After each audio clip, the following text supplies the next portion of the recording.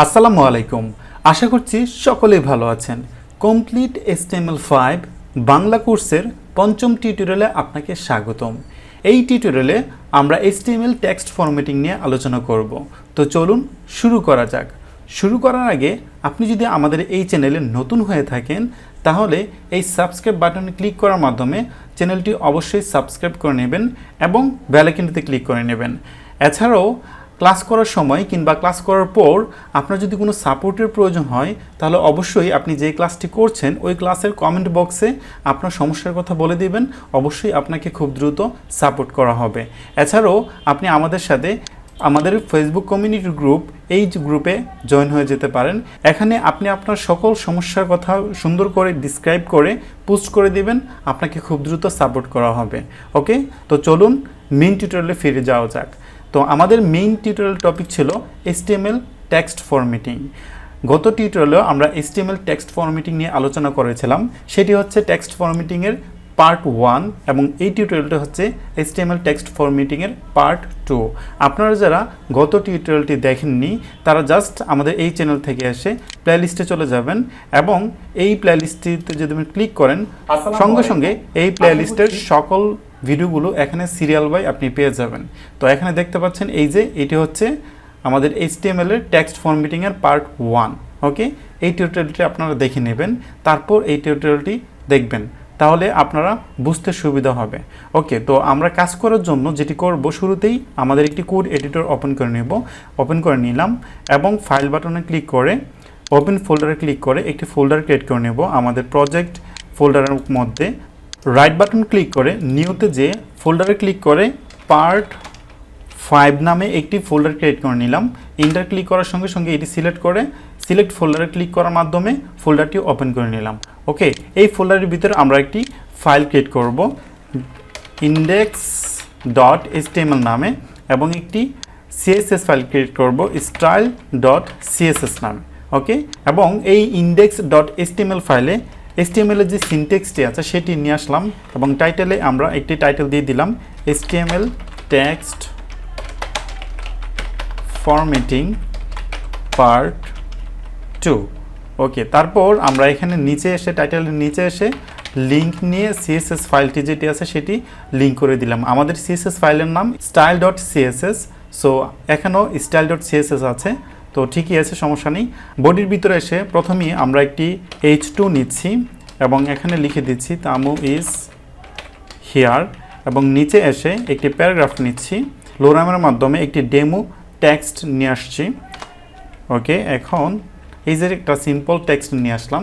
কাজের সুবিধার্থে কোড এডিটরটিকে আমরা এক পাশে নিয়ে আসি এবং এটাকে লাইভ সার্ভারে ওপেন করার পর আমাদের এই যে ব্রাউজারটা আছে ব্রাউজারটা আবার এক পাশে নিয়ে আসলাম। ওকে, তো এখন আপনারা দেখতে পাচ্ছেন এটা হচ্ছে আমাদের কোড এডিটর HTML ফাইল এবং এটা হচ্ছে ব্রাউজার। এখানে আমরা একটি হেডিং নিয়েছি এবং একটি প্যারাগ্রাফ নিয়েছি, এটা আউটপুট দেখাচ্ছে, তাই না?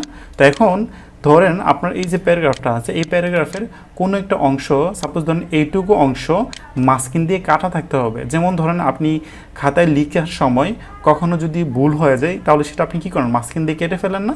ওইরকমভাবে আপনি কেটে ফেলবেন।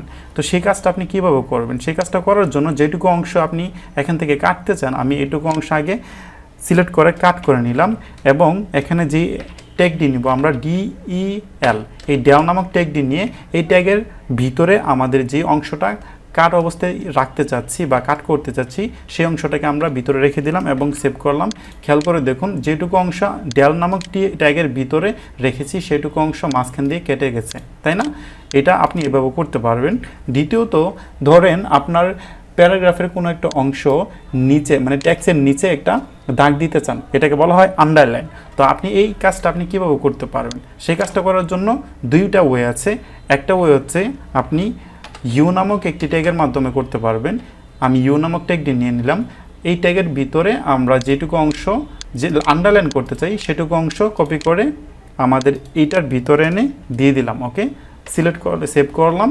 খেয়াল করে দেখুন যেটুকু অংশ আমরা ইউ নামক ট্যাগের ভিতরে দিয়েছি সেটুকু অংশ কিন্তু ওই ট্যাক্সের নিচে একটা দাগ চলে আসছে, মানে আন্ডারলাইন চলে আসছে। ওকে, এবং আরেকটি ট্যাগের মাধ্যমেও আপনি এই কাজটি করতে পারেন, সেটি হচ্ছে ইন্স নামক ট্যাগ। আমি লেফট অ্যাঙ্গেল ব্র্যাকেট নিলাম INS ইন্স, রাইট অ্যাঙ্গেল ব্র্যাকেট দেওয়ার সঙ্গে সঙ্গে ক্লোজিং ট্যাগটি চলে আসছে। এটার ভিতরে আমি যেটুকু অংশ আন্ডারলাইন করতে চাই সেটুকু অংশ কাট করে এই যে ইন্স নামক ট্যাগের ভিতরে দিয়ে দিলাম, সেভ করলাম। ব্রাউজারে আউটপুট দেখাচ্ছে, এই যে খেয়াল করে দেখুন ব্রাউজার আউটপুট দেখাচ্ছে যেটুকু অংশ আমরা ইউ এবং ইন্স নামক ট্যাগের ভিতরে দিয়েছি শুধুমাত্র সেইটুকু অংশের নিচেই কিন্তু একটা আন্ডারলাইন চলে আসছে, তাই না? এই কাজটা আপনি ইন্স এবং ইউ নামক ট্যাগের মাধ্যমে করতে পারবেন। এবং আপনি আরেকটা কাজ করতে পারবেন, সেটা হচ্ছে এখানে যদি আমরা আমাদের পানির যে সংকেতটা আছে সেটা যদি লিখি, আমরা একটি H1 নিলাম এবং এটার ভিতরে H2O নিলাম, এটা হচ্ছে আমাদের পানির সংকেত, তাই না? এই যে এখানে আউটপুটটা শো করতেছে, কিন্তু এখানে কিন্তু H2O সমান লেভেলে শো করতেছে, পানি সংকেতের ওটা কিন্তু সমান লেভেলে শো করে না, এটা নিচে শো করে, এই যে নিচে থাকে, তাই না? তো ওইরকম যদি আপনি টোটাকে নিচে নিতে চান সেটা আপনি কীভাবে করতে পারবেন? সেটা করার জন্য আমি টোটাকে এখানে কাট করে নিলাম, নিয়ে এখানে একটা ট্যাগ ইউজ করতে হবে আপনাকে। সেই ট্যাগের নাম হচ্ছে left angle bracket SUB, sub right angle bracket দিয়ে, মানে ট্যাগের নাম হচ্ছে সাব, এটার ফুল মিনিং হচ্ছে সাবস্ক্রিপ্ট। তো এটার নিচে যদি আপনি টোটাকে দিয়ে দেন এই ট্যাগের ভিতরে, তাহলে খেয়াল করে দেখবেন টোটা এখন সমান লেভেলে আছে। টোটা যখন আমরা এটাকে সেভ করব HTML ফাইলটাকে, তখন টোটা নিচে নিয়ে চলে যাবে। সেভ করলাম, খেয়াল করে দেখুন টোটা কিন্তু নিচে চলে গিয়েছে, আগে নিচে ছিল না, এটা সমান লেভেলে ছিল, তাই না? তো আপনি কোনো একটা টেক্সটকে যদি নিচে আনতে চান তাহলে সেটা আপনি কিভাবে করতে পারবেন? এই সাব নামক ট্যাগের মাধ্যমে করতে পারবেন। এবং আরেকটা জিনিস খেয়াল করে দেখুন, আমরা এখানে একটা H1 নিলাম এবং এখানে A²+B² লিখলাম, সেভ করলাম, আউটপুট দেখাচ্ছে। কিন্তু এই যে 2 যেটা আছে সেটা কিন্তু এর উপরে থাকার কথা ছিল এবং এই যে 2 বি এর উপরে থাকার কথা ছিল, এটা কিন্তু এখন A²+B² হয়নি, এটা কিন্তু এখন A2+B2 হয়ে গেছে, তাই না? তো আপনি যদি A² বানাইতে চান সেটা আপনি কীভাবে করবেন? সেটা করার জন্য আপনাকে এখানে একটি ট্যাগ ইউজ করতে হবে, সেটা হচ্ছে আমি 2টাকে কেটে দিয়ে এরপরে আমি একটা ট্যাগ নিতে যাচ্ছি, left angle bracket SUP superscript right angle bracket, okay? এই ট্যাগের ভিতরে আপনাকে 2টা দিয়ে দিতে হবে। যখন আমি এই সাব নামক, এই যে এটার ফুল মিনিং হচ্ছে সুপারস্ক্রিপ্ট, এইটার ভিতরে যখন আমি 2টা দিয়ে সেভ করব, খেয়াল করে দেখুন এই 2টা কিন্তু এখন এর উপর স্কোয়ার হিসেবে চলে গেছে, তাই না? তো সেম ওয়েতে আমরা যদি এই বি এর সাথে যে 2টা আছে এই 2কে যদি এই যে SUP সুপারস্ক্রিপ্ট নামক ট্যাগের ভিতরে দিয়ে দিই, তাহলেই তো কাজটা হয়ে যাবে। তো আমরা 2টাকে কেটে দিলাম, কেটে দিয়ে SUP এই ট্যাগটা নিয়ে এটার ভিতরে 2 দিয়ে সেভ করলাম, খেয়াল করে দেখুন এখন কিন্তু A²+B² হিসেবে চলে আসছে, তাই না? তো এভাবে আপনি কাজগুলো করতে পারবেন। কি দেখলাম এই টিউটোরিয়ালে? আমরা চাইলে কোনো একটা অংশকে কেটে দিতে পারি মাঝখান দিয়ে, সেই কাজটা ডেল নামক ট্যাগের মাধ্যমে করতে পারি।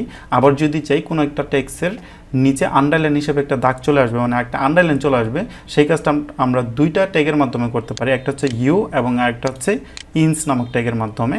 এবং এছাড়াও চাইলে কোনো একটা টেক্সট বা কোনো একটা সংখ্যাকে আমরা একটা সংখ্যার নিচে নিয়ে যেতে পারি, সেটা করার জন্য আমাদেরকে সাবস্ক্রিপ্ট ট্যাগ ইউজ করতে হবে।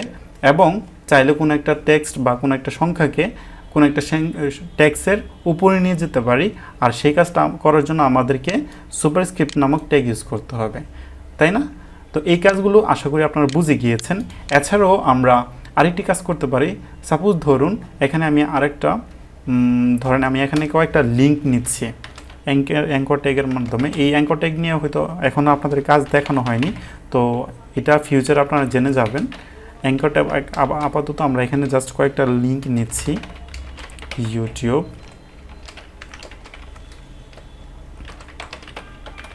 ব্রাইটনেস একাডেমি, সেভ করলাম। খেয়াল করে দেখুন এখানে আমরা কিন্তু এই যে গুগল, ইউটিউব, ব্রাইটনেস একাডেমি, এটা কিন্তু নিচে নিচে এখানে আলাদা আলাদা সবগুলো দিয়েছি, তাই না? কিন্তু এখানে পাশাপাশি শো করতেছে। তো এটা কেন শো করতেছে পাশাপাশি, এটা ইন ফিউচার আমরা জানবো। বাট আপাতত ধরেন কোনো কারণে এটাকে নিচে নিয়ে আসতে যাচ্ছেন, এটা পাশাপাশি আছে, এখন আপনি এটাকে নিচে নিয়ে আসতে যাচ্ছেন, সেই কাজটা আপনি কীভাবে করবেন? সেই কাজটা করার জন্য যেহেতু এই যে গুগল যেটা আছে, গুগলের পরের অংশটাকে আপনি নিচে নামিয়ে দিতে চাচ্ছেন, গুগলের পরে আপনি কি করবেন, একটা BR নামক ট্যাগ আছে, সেই ট্যাগটাই ইউজ করবেন, left angle bracket BR right angle bracket. এই বিআর ট্যাগটি হচ্ছে সিঙ্গেল বডি ট্যাগ। এই ট্যাগটি ইউজ করে যখন আমি সেভ করলাম সঙ্গে সঙ্গে খেয়াল করে দেখুন গুগলের পরে যেইটুকু অংশ ছিল ইউটিউব এবং ব্রাইটনেস একাডেমি এইটুকু অংশ কিন্তু নিচে চলে এসেছে।